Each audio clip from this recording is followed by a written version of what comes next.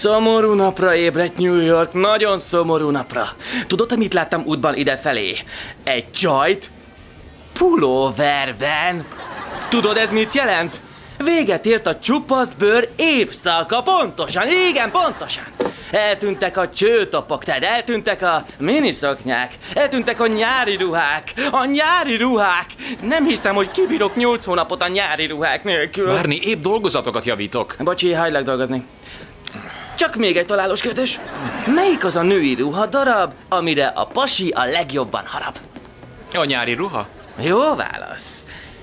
Melyik az a habkönnyű hófehér viselet, amitől a gatyámban megnő a feszület?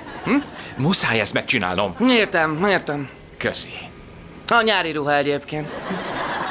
Hé. Miért vagy ideges? Halljam. Pamutból van és repked. Oké, elmondom csak. Ott az a csaj, aki a pultnál ül. Ó, Muti. Ne nézd. Na, csinos lányt akarok látni. Jó, oda nézhetsz, de ne bábuld meg kivételesen. Nem fogom.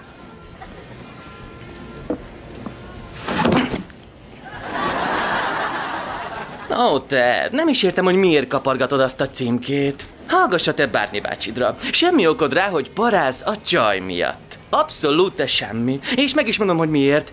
Egy szóban. És mi az a szó? Stipi.